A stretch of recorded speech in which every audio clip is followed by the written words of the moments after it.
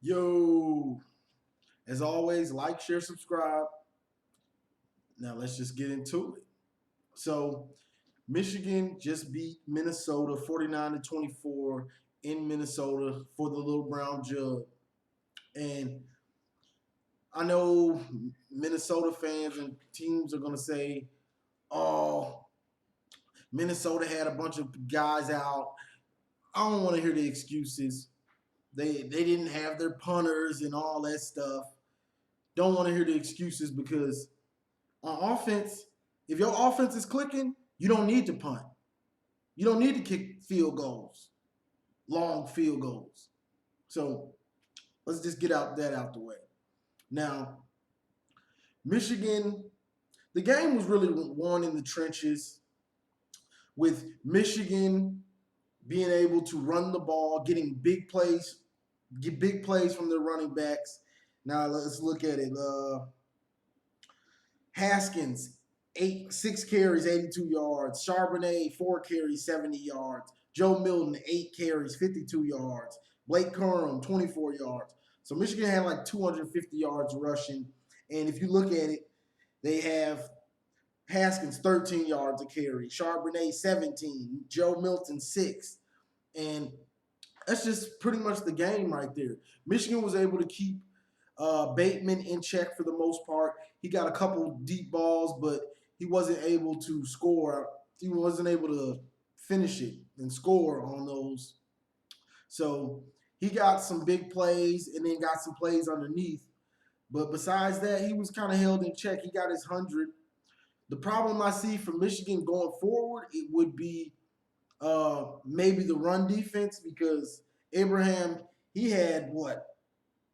He had 140 yards on 26 carries, 5.4 yards a carry, 2 TDs. He's a beast. He's a good back. He will be in the NFL. But from what I'm seeing is what I saw was Michigan. Michigan is loaded at running back. Like we've got four backs. You got Haskins, Charbonnet Haskins, Blake Corum, Chris Evans. You got 4 dudes that you can put in there, and they're gonna get you yardage. And so you got Evans outside, Blake Corum inside outside, Haskins, Charbonnet inside outside, tough runners. So you got a lot of talent. And then with the receiving core, you have dudes that fit the scheme now. You don't have these big, tall receivers that are possession receivers that aren't going to make the guys miss and aren't quick. Now you have quick guys. You got Sanders, Steele, Jackson, Ronnie Bell, and these guys can eat up yardage and get quick yards. So that was the difference in the game. Michigan could just consistently pick up yardage when they wanted to, and Minnesota couldn't because I know Minnesota was missing a couple tackles. I think a right tackle and the right guard. And Aiden and Kwity Paye, they for real. Them boys for real. We saw them getting. I think Kwity Paye had like 3 sacks. We saw Mike Barrett. Mike Barrett is balling. Mike Barrett is a baller at the Viper. No hesitation when he sees it, he's coming for you. And he also made a big play on a kickoff. They did the little pooch kick because they don't have their kicker, and Barrett almost took it to the house. So that's just that. Those from defense, Kwity, Aiden, Mike Barrett. We saw Donovan Jeter get a touchdown when Mike Barrett sacked the quarterback. Great sack. Great sack. Ball just pops up. Donovan Jeter snatches it out the air, scampers for a quick pick 6. Now, Dax Hill, I believe Dax Hill is hurt. The announcers didn't say anything about it, really, not that I heard of at least. And so we'll have to wait to see what's up with Dax because he went out and then you saw like Page get in. Page isn't ready to be on the field. He was out of position pretty much the whole game when he got in. But people wanted to see Joe. We know we had people that don't like Joe. and everything. They don't like Joe. And so Joe came out and he did what he had to do. Joe came out and did what he had to do. And so this is probably going to be a until Joe really, really gets comfortable, you're probably going to see a lot of game managing from him, which is not turning the ball over, getting the ball out to the playmakers on little screens and things like that, and just moving the chains. Get it to your playmakers, and then we'll start going down the field when it's there, and also do the QB power run. And a big difference from this year and last year, you got a beast back there at quarterback, so you can just call a QB power, and he's gonna pick up 4 or 5 yards easily, if not 10 or 8. Like, so that's a big luxury that we have with Joe being so big and mobile, is you can just call QB sneaks and he'll get you 3-4 yards easily. And so that's just what it is. I believe Joe finished with like 200 and something yards passing, I believe. 68%. Joe was 68%, 225 yards. He should have had 3 passing TDs. Eric All dropped a touchdown. Ronnie Bell just fell. The turf monster gets Ronnie Bell when he should have walked in for another touchdown. So Joe's numbers could be better than they are. 68%, 225. Without those drops, he's probably at 70%. And you can't ask for more. I've seen people on Facebook during the game saying he missed some wide open. I saw maybe one where the guy was Giles Jackson was open, but the throw that he tried, that was a hard throw. Like, that wasn't an easy throw. But Joe is a calming effect where, like you had last year, Shea was where you couldn't trust him. He's gonna drop the ball, or he's gonna do some bonehead. You can just wait on it. He's gonna do some bonehead. But Joe's kind of calming with it's the moment wasn't too big for him today, and as the game went along, it wasn't too big for him. He's just making the throws, doing what he has to do. Seems like he's not rushed too much. Like it's the game is slowed down, and you can see it out there. So that was great to see. And so with that being said, this team looks good. I like what I'm seeing from Michigan on offense, defense. Now Moody, our kicker, he missed 3 field goals. He missed 3 field goals. I think one was like 30, one was like 45, and another one was like 25 or 30. He missed all 3 of them. You probably got to sit him down and see what Quinn Nordine, Knuckleball Nordine, can do. The wild thing, because we're gonna need that kicker at some time. Like, we're gonna need our kicker, and he has to. We're gonna need him. So you might as well. I would have let Nordine try to kick that last one, but Harbaugh put Moody out there and he missed another one. So that's just a part of it. But overall, this was a pretty good game for Michigan, regardless of the players that they had out. The goal in college, it don't matter about how you win or all that. It's just about winning.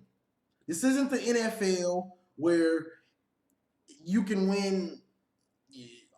You got a bunch of teams that get in the playoff. This is college. You only got 4 spots to make the playoff. You must win. It don't matter. Ain't no excuses for whatever. Okay, I don't care. We won. It doesn't matter to me, because college is all about winning. You don't get to the playoff. It's just not the NFL. So you just have to keep winning. So whether they had guys out or whatever, it doesn't matter to me. We won. We spanked them. Now, if they would have came in and their backups would have put up and we lost, then y'all lost with their backups in. Well, their backups was in, and we gave them a controlled butt whooping. So it is what it is. Ain't no excuses. There's just no excuses. I'm sorry.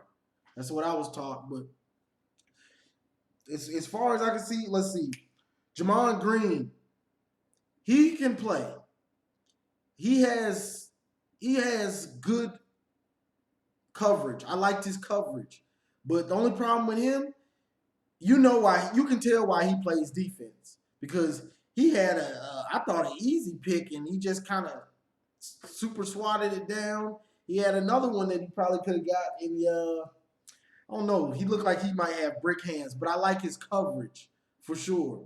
Uh, I don't care for Brad Hawkins.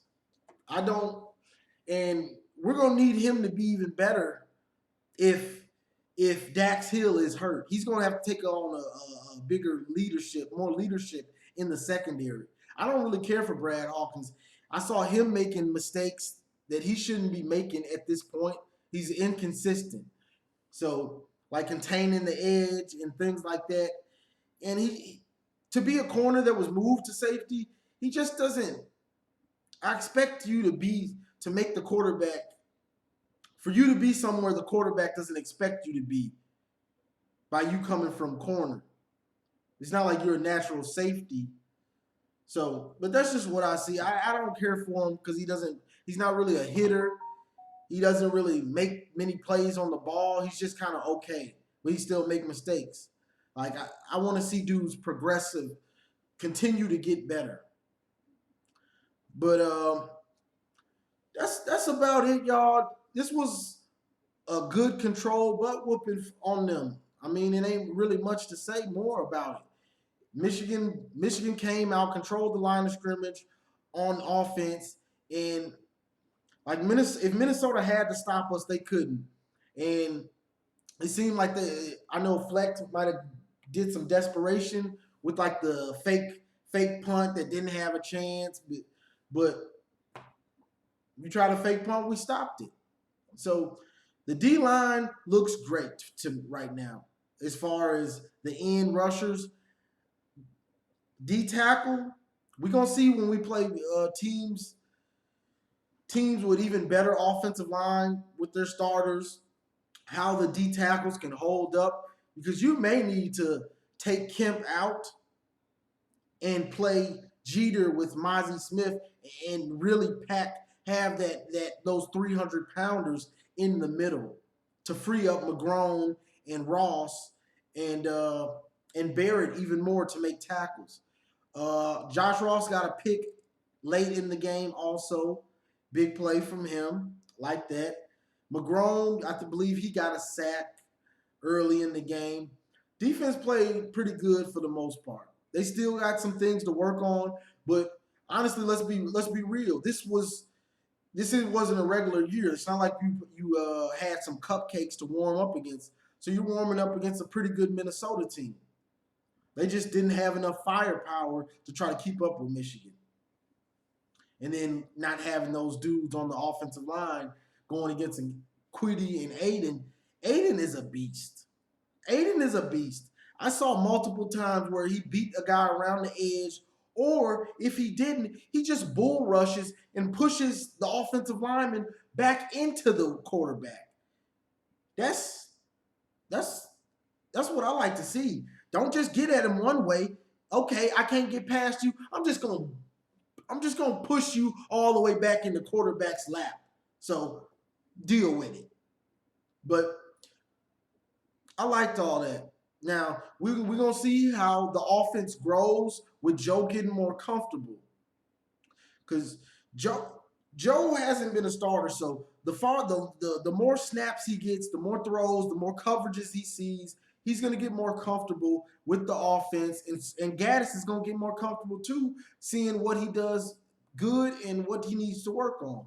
So I like everything on the offense. We're loaded at running back. And let me forget, because these boys don't get the credit. Offensive line looked damn good. The offensive line looked damn good. And that's in pass protection, that's in run blocking. They just look good all together.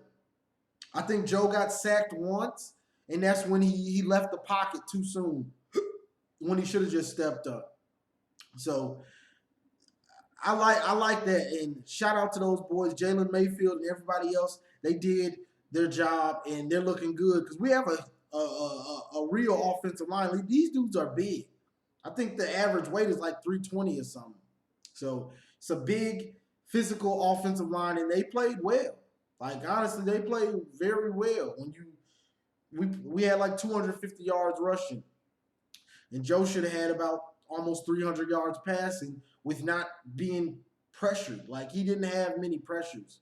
So that's pretty much what it is. And we will see. We got Michigan State up next. They look horrible. Michigan State looks horrible. So we should blow them out. It's probably gonna get ugly for them, real ugly. I wouldn't be surprised if Harbaugh just runs up the score on Michigan State just because he can, because they don't look good, and we look like we can just run it. We probably can just run it down their throat. But so we'll see what's up with Dax Hill. If Dax Hill is out, that's gonna really hurt our defense because they had him going on playing man against Bateman most of the time, and he was keeping him from getting deep. Once he kind of went out, you saw him getting deep, getting another deep ball and making some more plays.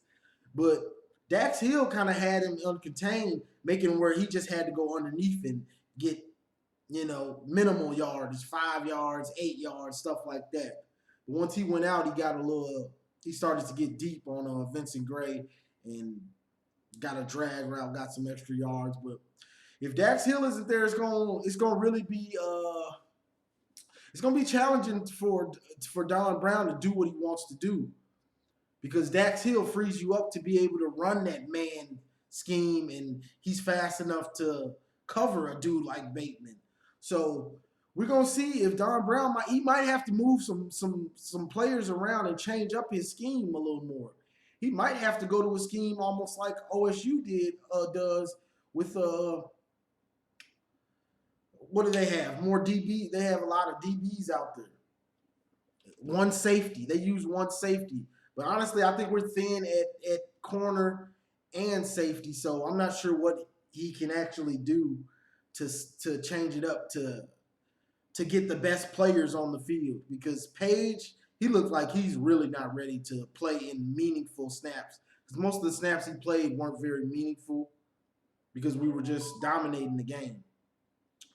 But I think that's all I got for y'all this time. We're gonna see, and we'll see about Dax. And I'm probably gonna go live.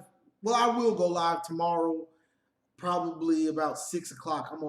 I'll send out the time later on. But I want to give a shout out to one of my subscribers, Zachary Simcox. Salute to you, brother. I appreciate the love you've been watching the videos and all the fans. I'm trying to get to 2,000 subscribers. Subscribe, y'all. Subscribe. That's all I can say. So we're going to see Michigan State next week. And like, share, subscribe. And as always, go blue.